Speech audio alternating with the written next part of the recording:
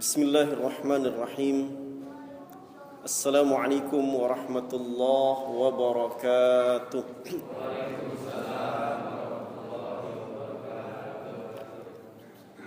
Innal hamdalillah nahmaduhu wa nasta'inuhu wa nastaghfiruh wa na'udzu billahi minasy syururi anfusina wa min sayyiati a'malina.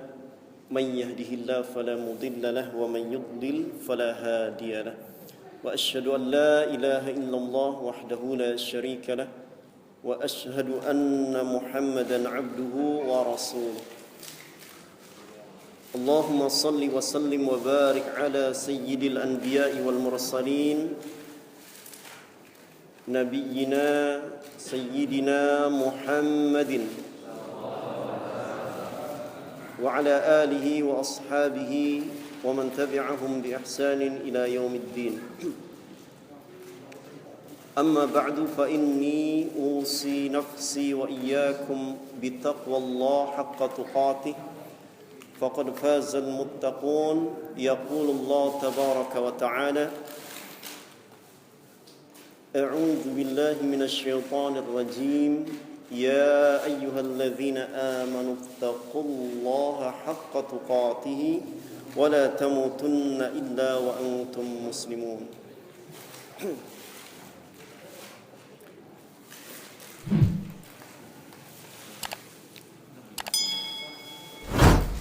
Ikhwani wa akhwati fillah, jamaah Masjid Al-Ikhlas, saudara-saudaraku kaum muslimin dan muslimat rahimani wa rahimakumullah, yang semoga kita semua senantiasa mendapatkan ampunan dan rahmat dari Allah Subhanahu wa taala. Allahumma amin. Segala puji bagi Allah Rabbul Alamin yang telah memberikan kepada kita semua limpahan nikmat, baik nikmat yang kita sadari ataupun tidak, termasuk nikmat makanan yang saat ini sedang dihidangkan. Alhamdulillah. Maka wajib bagi kita semua untuk senantiasa bersyukur kepada Allah Subhanahu wa taala dan rasa syukur yang sempurna manakala berkumpul tiga perkara. Rasa syukur yang sempurna itu manakala berkumpul pada diri seorang hamba tiga hal. Pertama, dia meyakini betul di dalam hatinya bahwa nikmat itu murni datangnya dari Allah Subhanahu wa taala. Harus ada di dalam hati kita keyakinan bahwa nikmat apapun itu, wa ma bikum min ni'matin fa minallah, kata Allah Subhanahu wa taala. Nikmat apapun yang kamu terima, kalian terima, anak-anak kalian terima, istri kalian terima, kalau istrinya lebih dari satu, Pak, ya. Anak keturunan, ya, dan seterusnya, seluruhnya murni datang dari Allah Subhanahu wa taala. Maka hal yang pertama mesti ada pada diri seorang hamba ketika bersyukur kepada Allah, bersyukur dengan hati, Pak, bahwa nikmat itu adalah datang dari Allah Subhanahu wa taala, bukan bersumber dari pengalaman kita dalam berbisnis sehingga mendapatkan keuntungan yang berlimpah, bukan karena kepiawaian kita dalam berorasi, dalam berceramah sehingga menyihir, istilahnya ya dalam tanda kutip, Pak, ya, menyihir, ya, jutaan orang untuk mendengarkan. Bukan. Jangan pernah kita menganggap bahwa diri kita pantas mendapatkan nikmat dari Allah. Jangan pernah, Pak. Karena itu akan menimbulkan ujub pada diri kita. Bukankah Qarun, sering dengar Pak ya, Qarun? Nah, ya. Ya, harta karun, ya. Qarun, ya, bahasa Arabnya Qarun. Ya. Ketika datang utusan Nabi Musa alaihissalam kepadanya, Qarun itu sejaman dengan Nabi Musa, Pak, alaihissalam. Ya. Qarun, Fir'aun. Ya, Fir'aun itu sebutan untuk penguasa Mesir ketika itu. Fir'aun. Ya, kalau kita presiden di Mesir ketika itu sebutannya Fir'aun. Namanya bukan Fir'aun, sebutannya aja. Naam. Qarun, Fir'aun itu sejaman dengan Nabi Musa alaihissalam. Maka ketika Nabi Musa alaihissalam mengutus, ya, seseorang utusan untuk menemui Qarun, ya, dengan tujuan, ya, mengingatkan kepadanya, ya, bahwa harta yang dia miliki itu ada haknya, ya, ada kewajiban zakatnya, ya, sebagai bentuk rasa syukur kepada Allah. Maka ketika, ya, Qarun, ya, didatangi oleh utusan tadi, apa yang dia katakan? Innama utituhu ala ilmin indi. Sesungguhnya harta yang aku miliki ini adalah karena ilmu, semata-mata karena ilmu yang ada pada diri saya. Karena pengalaman saya dalam berdagang, dalam jual beli, ya, sehingga banyak konsumen datang kepada saya. Ya. Ujub, Qarun ujub. Ya. Karena dia dengan sadar dan penuh keyakinan, ya, mengatakan bahwa nikmat itu bukan dari Allah Subhanahu wa taala, tapi karena ilmu yang dia miliki. Maka jangan pernah, Pak, kita merasa pantas untuk mendapatkan nikmat dari Allah. Oh, memang saya pantas mendapatkan jabatan ini. Oh, memang saya pantas mendapatkan istri yang cantik, yang kaya raya. Enggak, Pak. Semuanya dari Allah Subhanahu wa taala. Maka yakini betul ketika kita bersyukur kepada Allah, semua nikmat itu datangnya dari Allah Subhanahu wa taala. Kedua, dengan lisan. Ucapkan alhamdulillah. Ucapkan alhamdulillah. Ucapkan alhamdulillah. Banyak bersyukur kepada Allah Subhanahu wa taala. Ya. Karena pujian kepada Allah Subhanahu wa taala itu yang akan mendatangkan keridhaan dari Allah Subhanahu wa taala. Dan yang terakhir, rasa syukur yang sempurna dari seorang hamba adalah ketika dia menggunakan anggota tubuhnya untuk ketaatan kepada Allah Subhanahu wa taala. Itu bentuk rasa syukur kepada Allah Subhanahu wa taala. Ya, anggota tubuh yang Allah ciptakan ini, ya, kenikmatan yang begitu banyak tidak terhitung yang ada di dalam tubuh kita ini, mulai dari mata, tangan, kaki, ya, bahkan lisan yang masih bisa kita gunakan untuk berzikir, ya, untuk membaca, ya, bacaan di dalam solat. Ini semua nikmat yang tidak terhingga dari Allah. Maka gunakan untuk ketaatan kepada Allah Subhanahu wa taala. Naam. Salawat dan salam semoga Allah Subhanahu wa taala senantiasa mencurahkan kepada Nabi dan Rasul paling mulia, Nabi dan Rasul paling bertakwa kepada Allah Subhanahu wa taala, Nabi dan Rasul yang paling sempurna penghambaannya kepada Allah Subhanahu wa taala, yaitu Nabi Muhammad sallallahu alaihi wasallam. Semoga Allah Subhanahu wa taala mengumpulkan kita semua, keluarga kita, anak keturunan kita, juga kaum mukminin bersama Rasulullah sallallahu alaihi wasallam kelak di padang mahsyar, kita mendapatkan syafaatul uzma, syafaat terbesar dari Nabi sallallahu alaihi wasallam dengan izin Allah Subhanahu wa taala, sehingga dosa-dosa kita diampuni oleh Allah Subhanahu wa taala. Kita diberi oleh Nabi sallallahu alaihi wasallam air dari telaga beliau, dan barang siapa yang meminum air dari telaga beliau dengan izin Allah Subhanahu wa taala, dia tidak akan pernah merasakan haus selamanya. Naam.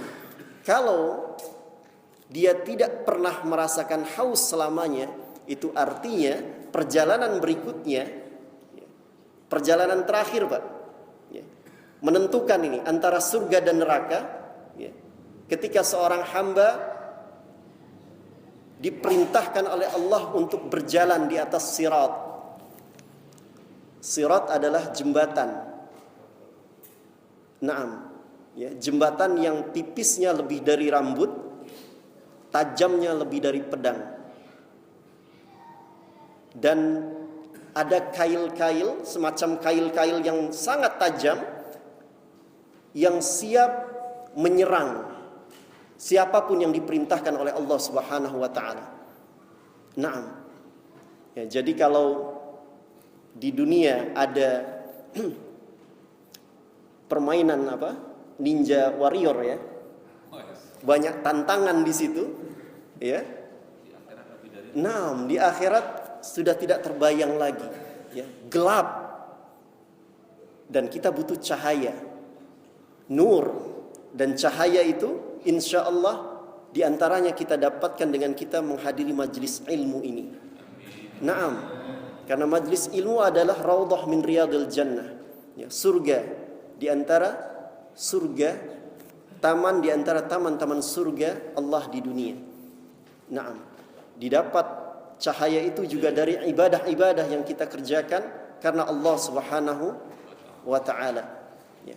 Maka seorang hamba, umat dari baginda Nabi sallallahu alaihi wasallam, yang mendapat minum dari air telaga itu, maka insya Allah dia juga mendapatkan doa yang Nabi sallallahu alaihi wasallam langsung berdoa di atas sirat, Pak. Jadi sebelum umatnya berjalan di atas sirat, yang paling pertama berjalan di atas sirat itu adalah Nabi Muhammad sallallahu alaihi wasallam. Nabi sallallahu alaihi wasallam masih mengingat umatnya. Beliau berdoa, Allahumma sallim. Ya Allah, selamatkan umatku. Ya Allah, selamatkan umatku. Para nabi, Pak, doanya itu di atas sirat itu. Ya Allah, selamatkan umatku. Seluruh nabi dan rasul doanya seperti itu, Pak. Bahkan Nabi sallallahu alaihi wasallam,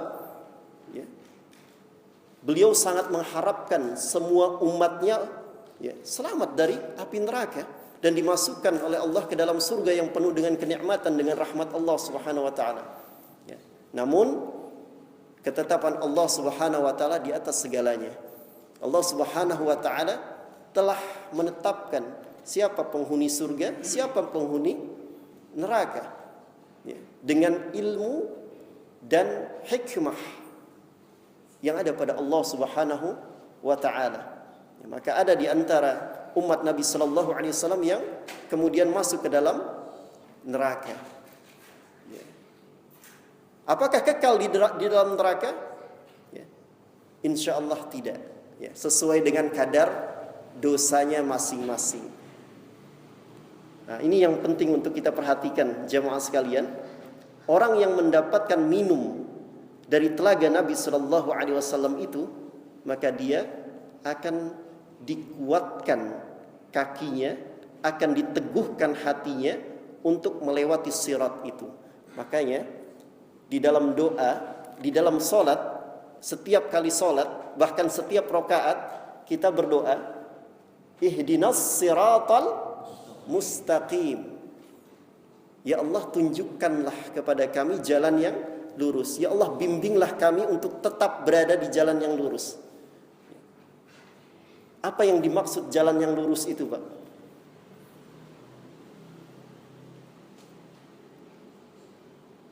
Datang penjelasannya di surah An-Nisa ayat 69. Wa may yuti'illaha war rasula faulaika ma'al ladzina an'ama Allah 'alaihim minan nabiyyin was-siddiqin wasyuhada'i was-salihin wa hasuna ulaika rafiqa. Surah An-Nisa ayat 69. Jangan kelewat, Pak. Ini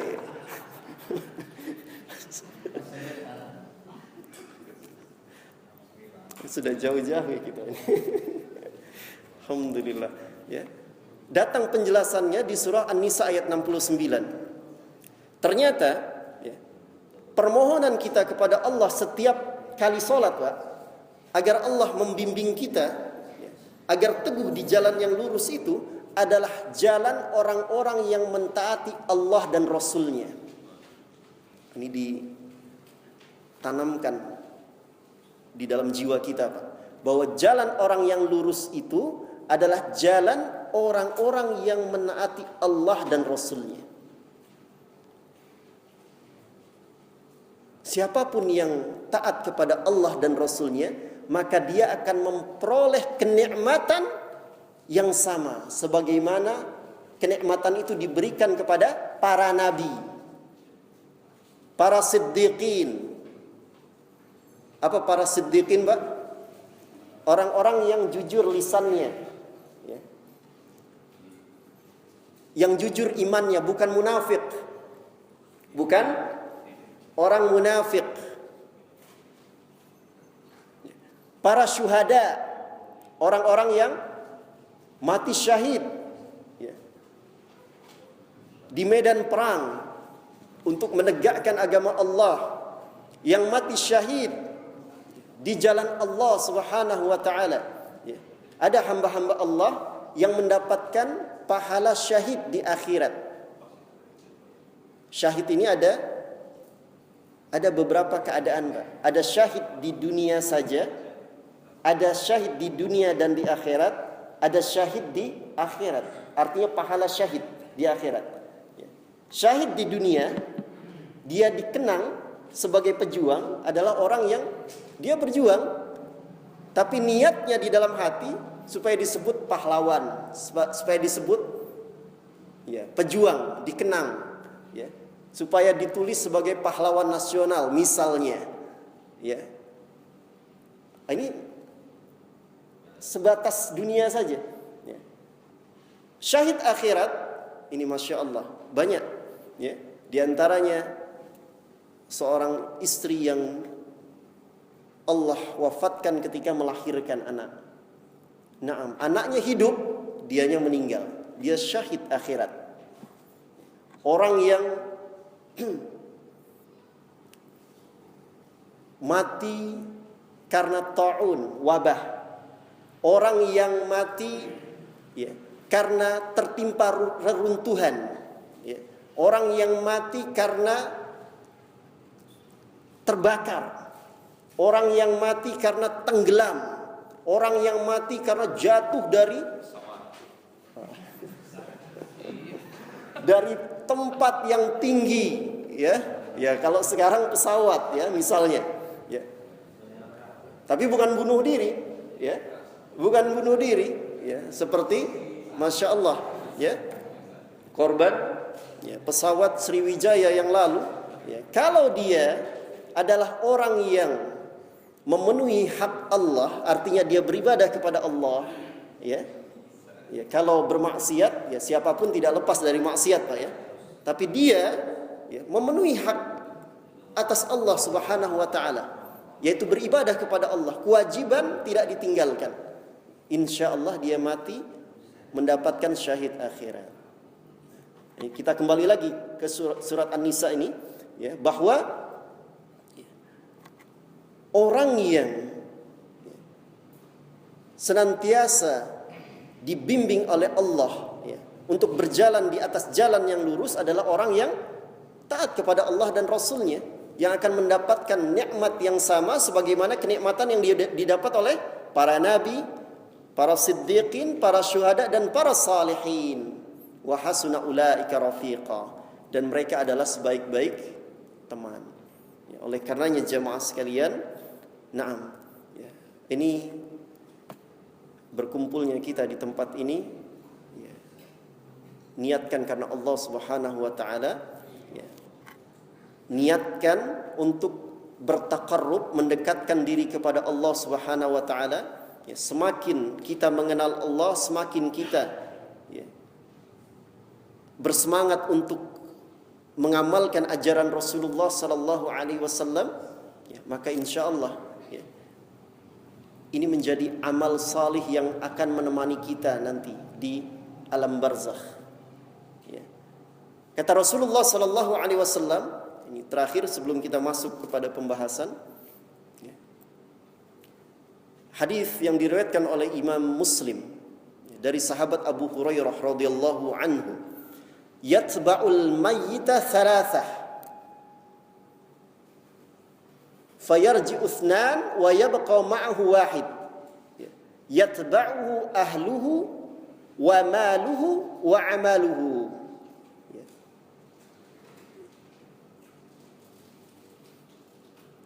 Fayarji'u ahluhu wa maluhu wa yabqa amaluhu, atau kama qala Rasulullah sallallahu alaihi wasallam.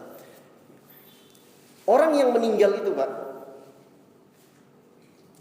akan diikuti oleh 3 perkara. Setiap orang yang meninggal, baik yang jenazahnya dibawa dari rumahnya ke kuburan atau dari rumah sakit ke kuburan, akan diikuti oleh 3 perkara, kata Nabi sallallahu alaihi wasallam. 2 perkara kembali, 1 perkara ikut bersamanya. Yang mengikutinya adalah ahluhu, keluarganya, wa maluhu, hartanya, maksudnya kendaraan, mengikutinya, yang punya mobil, sepeda, motor dan seterusnya. Kemudian amalnya ini, tidak hanya yang baik, yang buruk juga pasti ikut. 2 kembali, yaitu keluarga dan hartanya. Jadi kalau suami istri, keduanya